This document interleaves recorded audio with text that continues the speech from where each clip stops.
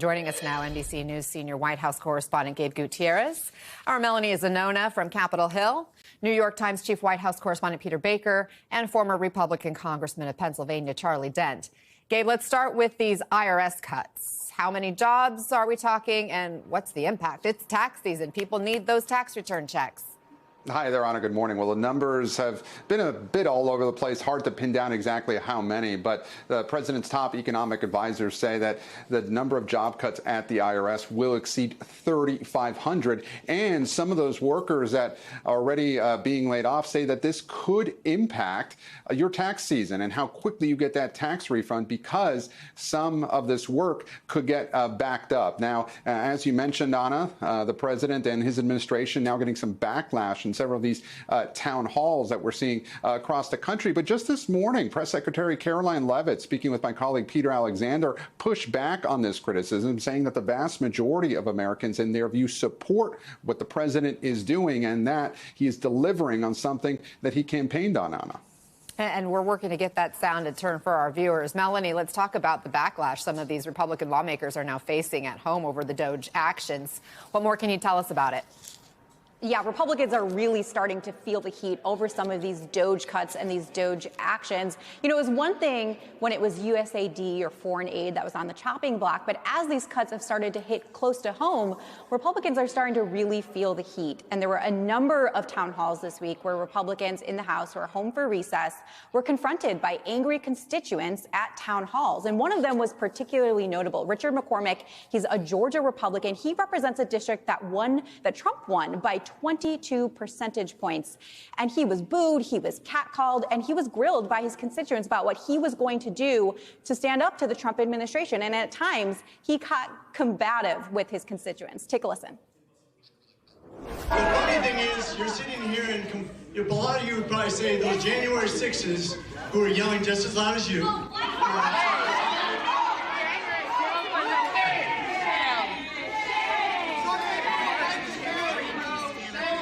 I've seen Game of Thrones too, thank you. Let's go ahead and move on because...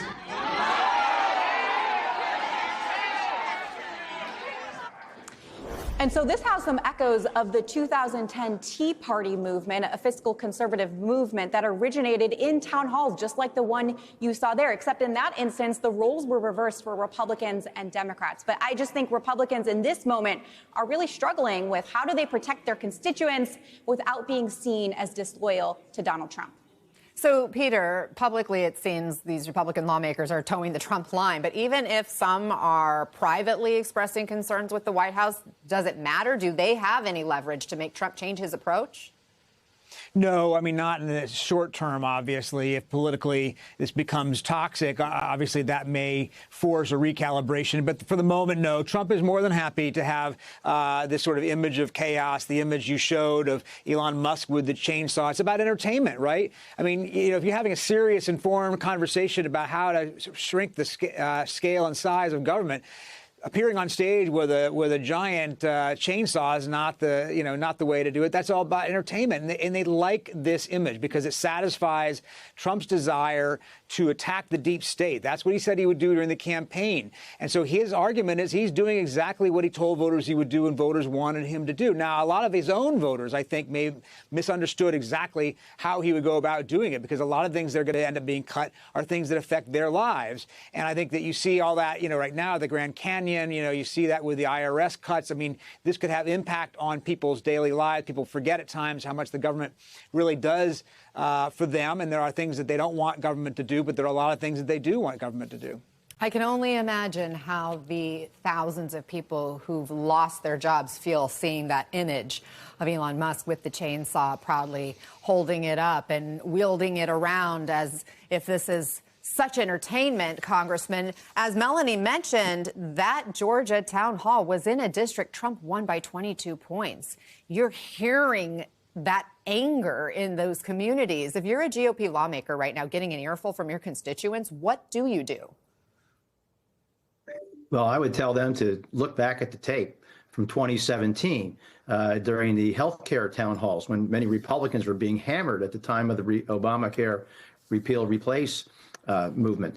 And that's what it feels like now, that Republicans realize that they are in a very defensive position that what Musk and Trump are doing through Doge is having real consequences across the country.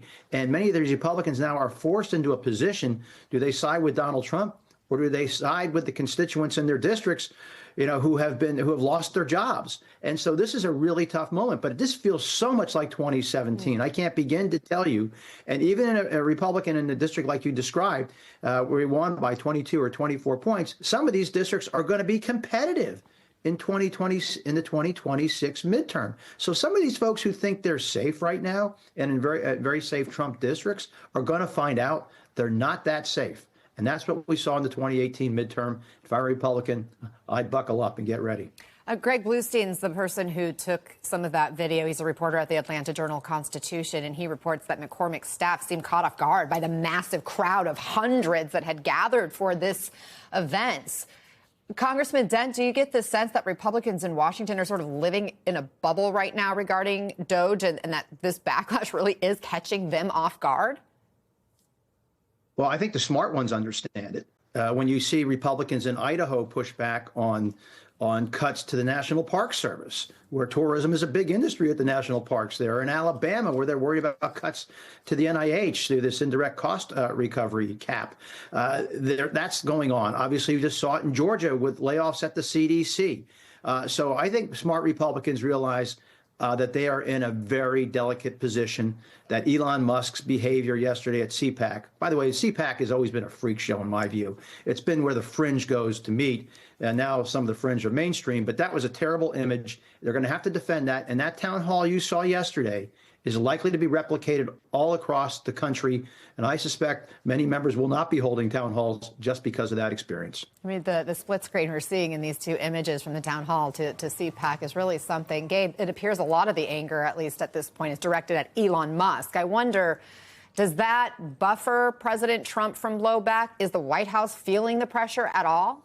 No, Anna, the White House is not feeling any pressure, at least publicly. That's what they're saying. Again, Caroline Leavitt this morning doubling down and saying that this is what Donald Trump's voters wanted him to do. And yesterday at the White House press briefing, there were several top officials from the administration defending Elon Musk and repeating that it is President Trump that is in charge of all this. And they do not seem dissuaded at all by this blowback that we're seeing at some of those town halls. You saw Elon Musk yesterday at CPAC with that chainsaw, and that is an image that this administration wants. They want to keep hitting that point that they are trying to cut waste, fraud, and abuse as they see it. Of course, they have yet to provide any evidence of widespread fraud, but they're taking the posture that anyone that is criticizing this, including members of the press, they say, must somehow be opposed to cutting waste in the government. Still, there are certainly, as you've been reporting, human lives at risk here, jobs at risk here, and it should be interesting to see over the coming days whether the White House feels any of that. At this point, though, they still seem to be saying full steam ahead on. And Mel, as thousands of federal workers are seeing their jobs disappear, Senate Republicans just pulled an all-nighter. They passed a bill that would add billions to the budget. Tell us about that vote-a-rama.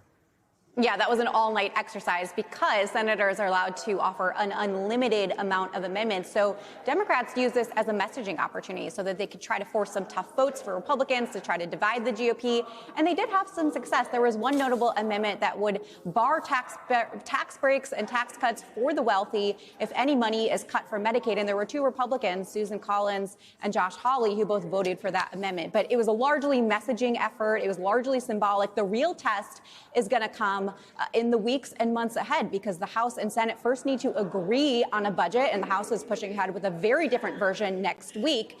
And then once they agree, they're going to have to actually get to writing the policy, and that's where it's going to get very complicated. They're looking for steep spending cuts. They're trying to implement Donald Trump's complicated, large tax agenda, all these different priorities, and so that's going to be something that they're going to really have to deal with in these coming weeks here. Senator Rand Paul was the only Republican to vote against that budget resolution overnight. Here's his reasoning.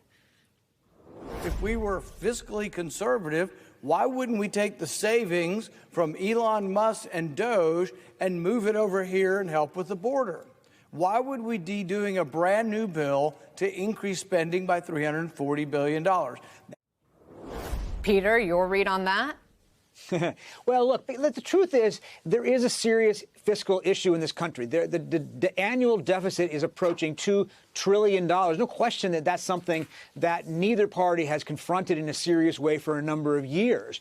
But the DOGE effort is not about actually addressing that, because it's really at the margins.